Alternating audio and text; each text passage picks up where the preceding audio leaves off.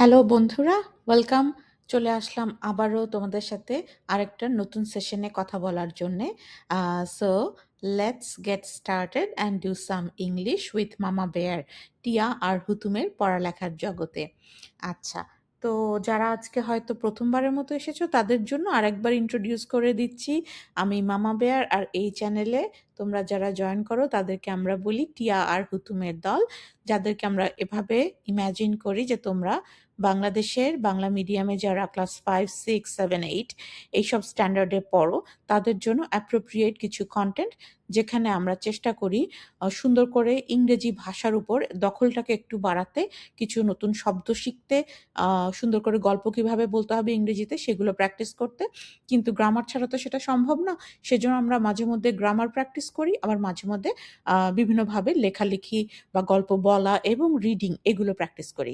ওকে, so last লেসনে যারা follow করছিলে continuously, তোমরা জানো যে আমরা নাউন আর অ্যাডজেক্টিভ পড়ার পরে বা ইন্ট্রোডিউসড হওয়ার পরে আমরা কি করে এই নাউন অ্যাডজেক্টিভসের সাহায্যে একটা ক্যারেক্টারকে ডিসক্রাইব করতে হয় সেটা নিয়ে কথা বলেছি। তো আজকে আমরা সেই একই কনসেপ্টে থাকবো, but today our goal is to describe places, মানে কোনো একটা অবস্থান, রাইট? কোনো জায়গায় যদি তুমি নতুন করে মনে করো বেড়াতে গেলে এবং সেই জায়গায় অনেক কিছু তুমি অবজার্ভ করবে, পর্যবেক্ষণ করবে, খেয়াল করবে, সেই খেয়াল করা জিনিসগুলোকে তোমাকে যদি লিখতে বলা হয় তাহলে তুমি কিভাবে লিখবে বা কি কি হতে পারে স্ট্যান্ডার্ড লেখার উপায়, সেটা নিয়ে আমরা আজকে একটুখানি এক্সাম্পল দিব বা গল্পে গল্পে শেখার চেষ্টা করব। আচ্ছা, ঠিক আছে, তাহলে আমরা আমাদের গল্প দিয়ে শুরু করি, রাইট? তো আজকে কি হলো, সকালবেলা মামা বেয়ার বলছে যে আজকে আমাদের ক্লাসরুমের ভিতরে পড়াশোনা হবে না। Today we are visiting টিয়াস village, right? আমাদের টিয়া আর হুতুম তারা হলো গিয়ে আমাদের স্টুডেন্ট।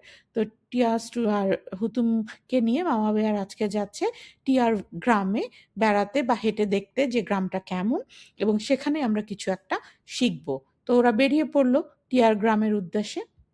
সো চলতে চলতে ওরা চলে আসলো টিয়ার গ্রামে। এখানে দেখো এই ছবিতে আমরা টিয়ার গ্রামের একটা মোটামুটি দৃশ্য তুলে ধরার চেষ্টা করেছি। তাহলে আমি 10 সেকেন্ডের জন্য একটু থামি। তোমাদের তো অনেক শার্প আইজ আছে, তোমরা অনেক ব্রিলিয়ান্ট। তো তোমাদের কাজ হবে খুব খেয়াল করে ছবিটাকে দেখা এবং এখান থেকে অবজার্ভ করে নোট করে নেয়া যে কি কি আছে, যে জিনিসগুলো তুমি উল্লেখ করবে টিয়ার গ্রাম সম্পর্কে যদি তোমাকে বলতে বা লিখতে বলা হয়।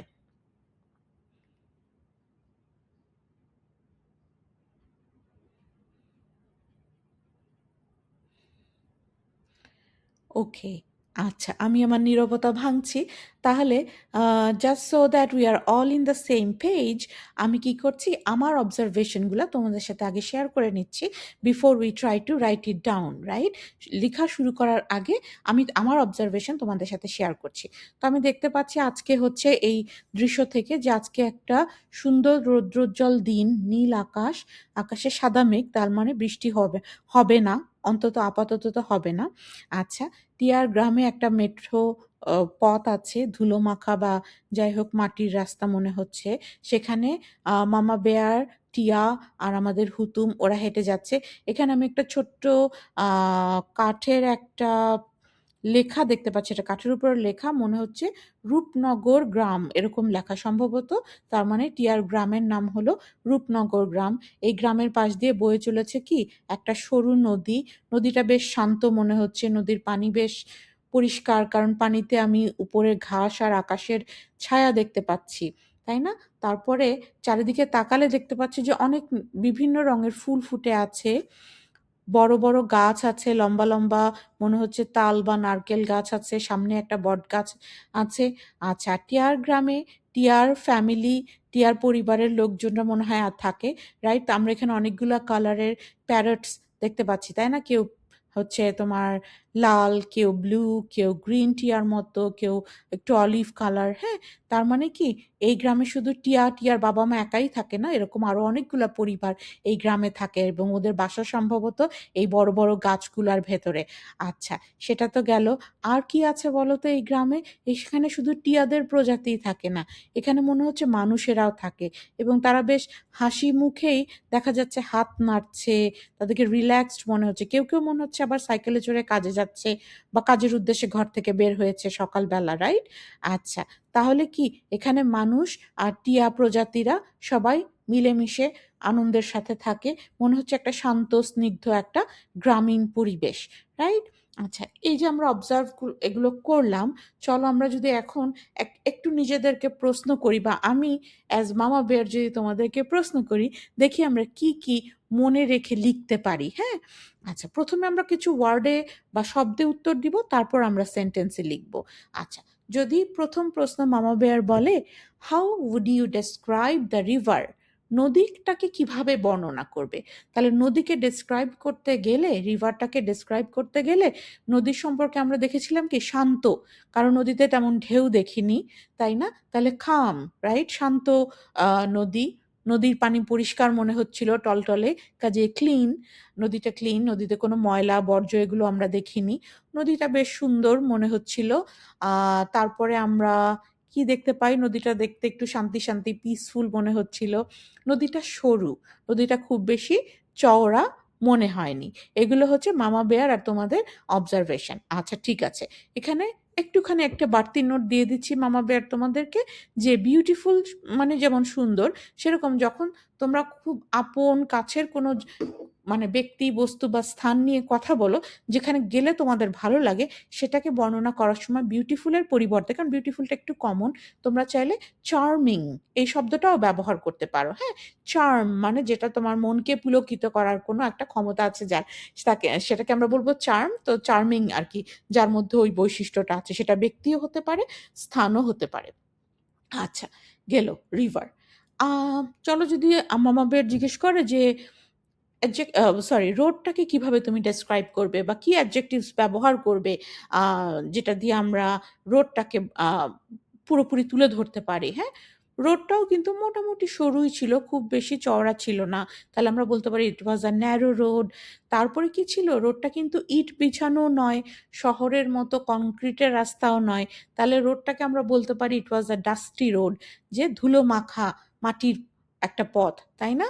তারপরে কি ছিল? রোডে খুব বেশি কোনো আমরা যানবাহন বা এগুলো দেখিনি। আমরা দেখেছি যে কেউ সাইকেল নিয়ে যাচ্ছে। সো আমরা এতটুকুন বলতে পারি যে it's a quiet a road maybe. আর একটা জিনিস দেখেছি কি, যে রোডটা কিন্তু স্ট্রেইট লাইনে যাচ্ছে, একটু এঁকে বেঁকে যাচ্ছে। তো আমরা বলতে পারি ইট ওয়াজ আ ওয়াইন্ডিং রোড। হ্যাঁ, ওয়াইন্ডিং, WINDING, এই যে সবার নিচে গ্রিন কালারে ওয়াইন্ডিং। আমি ৪ টাকে ৪ কালার দিয়েছি just two draw your attention. আচ্ছা, তাহলে আমরা রোডকে বর্ণনা করলাম, বা ভাবলাম যে ঠিক আছে, রোডটাকে বলতে গেলে ন্যারো, ডাস্টি, কোয়েট, ওয়াইন্ডিং এগুলো আমরা বলতে পারি। আচ্ছা, দেখি আর কোনো প্রশ্ন আছে নাকি? আবার যদি মামা ভাইয়া জিজ্ঞেস করে যে how to the people look, ওখানে তো বেশ মানুষজনকেও দেখা গিয়েছিল, তাদেরকে দেখে তোমাদের কি মনে হয়েছিল? মনে আছে তাদের কি দেখেছিলাম আমরা? হাসি মুখ, তারা পরস্পরের সাথে কথা বলছে, বা কেউ একসাথে বসে গল্প করছিল মনে হচ্ছে, এবং তারা মামা বেয়ার আর তার স্টুডেন্ট, আই মিন টিয়া এবং হুতুমদেরকে দেখে কিন্তু ওয়েলকাম করছিল বা হাত নাড়ছিল। তার মানে কি মনে হয়? Maybe they are happy, they are relaxed বলতে বলছি নিরুদ্বেগ, মানে তারা খুব উদ্বিগ্ন নয় কোনো কিছু নিয়ে। হ্যাঁ, তারা মনে হচ্ছে ফ্রেন্ডলি, তাই না? গ্রামে কেউ বেড়াতে এসছে, হ্যাঁ, তাদেরকে তারা আপন করে নিচ্ছে বা ওয়েলকাম করছে, সো বন্ধুত্ব পরায়ণ, ফ্রেন্ডলি। আচ্ছা, আর কি? তারা হাসি খুশি, সো চেয়ারফুল বলতে পারি আমরা। আবার কেউ কিন্তু সকালে কাজেও বের হয়েছে, so some of them are also busy বা ব্যস্ত। তাহলে দেখো, happy, relaxed, friendly, cheerful, busy, এই অ্যাডজেক্টিভগুলা দিয়ে কিন্তু আমরা যে পিপলগুলাকে দেখেছি তাদের ক্যারেক্টারিস্টিক্স বর্ণনা করতে পারি। আচ্ছা, এখন কেউ যদি তোমাকে বলে যে আচ্ছা ঠিক আছে, সকালবেলা তো গ্রামে গিয়ে হেঁটে আসলে, এখন ক্লাসে এসেছো, টিফিনের আগে তোমরা একটা প্যারাগ্রাফ লিখে ফেলো টিয়ার গ্রাম সম্পর্কে। হ্যাঁ, এমন না যে ওই প্যারাগ্রাফে তোমাকে প্রতিটি কথাই লিখতে হবে। তোমার কাছে যেই জিনিসগুলো দাগ কেটেছে বা যেইগুলো তোমার কাছে সিগনিফিক্যান্ট মনে হয়েছে, সেইগুলোকে উল্লেখ করে তুমি একটা গুছিয়ে প্যারাগ্রাফ লিখবে। তো আমি তোমাদেরকে অফকোর্স দেখাবো একটা স্যাম্পল, কিন্তু সবসময় মনে রাখবে যে এটা একটা এক্সাম্পল বা একমাত্র ওয়ে না। তোমরা তোমাদের ইচ্ছা মতো করে, এই যে ছবিটা আবার দেখাচ্ছি, নিজের মতো করে ৫টা বা ১০টা সেন্টেন্সে টিয়ার গ্রাম সম্পর্কে তোমার যা ধারণা হয়েছে এই একটা ছবির থেকে সেটা ডেসক্রাইব করবে। তাহলে চলো মামা বিয়ার কিভাবে বলবে যদি সে টিয়ার গ্রামকে ডেসক্রাইব করতে চায় একটা ছোট্ট প্যারাগ্রাফের মাধ্যমে। এইখানে তোমাদের সুবিধার্থে আমি আবার কিছু নাউন্স যেগুলো আমরা ওই পিকচারে বা ওই ছবির মধ্যে দেখতে পাচ্ছি সেগুলা লিস্ট করেছি, যে river, road, trees, flowers, village, sky, people, parrots, owl and bear. হ্যাঁ, এবং তাদের করেসপন্ডিং কি ধরনের অ্যাডজেক্টিভস দিয়ে ওই ছবির ওই জায়গাগুলোকে বা ব্যক্তিগুলোকে ডেসক্রাইব করা যায় সেগুলাকে আরেকবার আমি লিস্ট ডাউন করেছি। ঠিক আছে, এটা এখানে আলাদা করে পড়ার দরকার নাই। তোমরা চাইলে আমার ভিডিও পজ করে এখান থেকে তোমরা ওয়ার্ডগুলো নোট করতে পারো, but we already have talked about this, so hopefully you will not have to spend a lot of time on here. আচ্ছা, তাহলে আমরা পরে যাই। দেখো মামা বেয়ার একটা স্যাম্পল এসে তোমাদেরকে দেখাচ্ছে। হ্যাঁ, ধরো আমি এসেটার টাইটেল দিলাম লেটস ডেসক্রাইব টিয়াস ভিলেজ, বা তোমাদেরকে আমি বললাম যে টিয়াস ভিলেজ, এটা হচ্ছে প্যারাগ্রাফের নাম, এটাকে ডেসক্রাইব করো। এটা তোমাদের টাস্ক, তোমাদের সময় হচ্ছে like half an hour or so. তখন খুব সিম্পল কিছু ওয়ার্ড আমরা ইউজ করব, কিন্তু আমাদের টার্গেট হবে এমনভাবে আমরা বলবো যেন যে আমার প্যারাগ্রাফটা পড়বে সে যেন ছবির মতো এই দৃশ্যটার একটা অনুরূপ কল্পনা নিজের মনে তৈরি করতে পারে। হ্যাঁ, এবং কথাগুলোর মধ্যে যেন একটা ধারাবাহিকতা থাকে। সো দেখো আমি এভাবে শুরু করছি। টিয়া is from Rupnagar village. It is a beautiful, peaceful village beside a calm river. The village is filled with tall green trees and colorful flowers. Tia and her family and many parrots of different sizes and colors live there. Rupnagar is also home to cheerful and friendly people who live happily in harmony with nature. আচ্ছা, আমি থামলাম। এখানে কিছু নতুন শব্দ আমি ইচ্ছা করেই দিয়েছি যে আমরা যতই পড়বো, যত লিখবো, একটা দুটো নতুন শব্দ আমরা শেখার চেষ্টা করব। তাহলে আমাদের সবার সুবিধার্থে আমি আরেকবার সব সেন্টেন্সগুলো পড়ছি এবং তার বাংলা করছি। হ্যাঁ, টিয়া ইজ ফ্রম রূপনগর ভিলেজ। তাহলে আমরা এটার বাংলা করলে এভাবে বলতে পারি যে টিয়া রূপনগর গ্রামের বাসিন্দা। It is a beautiful, peaceful village beside a calm river. এই গ্রামটি একটা এই এই সুন্দর শান্তিময় গ্রামটা একটা শান্ত নদীর পাশে অবস্থিত। The village is filled with tall green trees and colorful flowers. The গ্রামটা জুড়ে আছে বড় বড় সবুজ গাছগাছালি আর বিভিন্ন রং বেরঙের ফুল। Tia, her family, and many parrots of different sizes and colors live there. টিয়া, তার পরিবার এবং আরও অনেক টিয়া পাখির দল, যাদের আকৃতি এবং রং ভিন্ন ভিন্ন, তারা সবাই সেখানে বাস করে। Rupnagar is also home. রূপনগরে আরও থাকে। হ্যাঁ, এই রূপনগর ইজ অলসো হোম এই কথার অর্থ হচ্ছে রূপনগর আরও কারো বাড়ি। সেটা কাদের, এটা আমরা এখন পরের অংশে দেখব। So Rupnagar is also home to cheerful and friendly people. হ্যাঁ, তো কিছু হাসি খুশি এবং বন্ধুত্ব পরায়ণ বা বন্ধু বৎসল মানুষের, হ্যাঁ, হু লিভ হ্যাপিলি, যারা আনন্দের সাথে বাস করে, in harmony with nature. In harmony মানে ওই নেচার মানে হচ্ছে তো প্রকৃতি, সবাই জানো তো, প্রকৃতির সাথে মিলেমিশে, প্রকৃতির সাথে তাল মিলিয়ে যারা ওই রূপনগর গ্রামকে তাদের বাড়ি বানিয়ে নিয়েছে। মানে রূপনগর শুধু টিয়াদের বাড়ি নয়, রূপনগরে কিছু হাসি খুশি বন্ধুবৎসল মানুষেরও বাস, যারা প্রকৃতির সাথে মিলেমিশে থাকে। ঠিক আছে, ইন হারমোনি মানে মিলেমিশে থাকা, গন্ডগোল না করে, যে প্রকৃতিকে কেটে ধ্বংস করা এইগুলা না করে যারা, তাদেরকে আমরা বলতে পারি যে দে আর ইন হারমোনি উইথ নেচার। হ্যাঁ, হারমোনি মানে তাল লয় ঠিক রেখে চলা বা শৃঙ্খলা রেখে চলা। ওকে, সো যারা এতটুকুন পর্যন্ত ফলো করেছো, আমি আবার বলছি, this is not the only possible paragraph that one can write about the place, right? So আমাদের আজকে টার্গেট কি ছিল? একটা প্লেসকে ডেসক্রাইব করতে শেখা।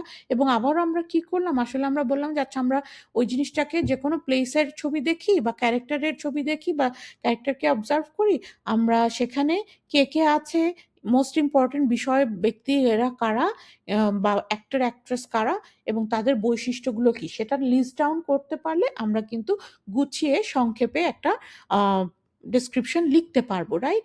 তাহলে আজকে আমরা এইটুকুন করলাম। তোমরা যারা আরও ইন্টারেস্টেড তারা কি করবে, আমার এই 5টা সেন্টেন্সের পরে আরও 2টা নতুন সেন্টেন্স লিখবে এই টিয়ার গ্রাম সম্পর্কে এবং কমেন্টে পোস্ট করবে। আর যারা আরও বেশি কাজ করতে চাও তারা নিজের গ্রাম সম্পর্কে অথবা নিজের শহর সম্পর্কে তোমার দেখা, অবজার্ভ করা অংশ থেকে নিয়ে সুন্দর করে একটা ছোট প্যারাগ্রাফ লিখে কমেন্ট হিসেবে পোস্ট করবে অ্যাজ অ্যান এক্সারসাইজ। এইভাবে লিখতে লিখতেই কিন্তু আমাদের লেখার হাত পাকা হবে। ঠিক আছে? তো আজকের মতো ছেড়ে দিচ্ছি। টেক কেয়ার, আবার দেখা হবে।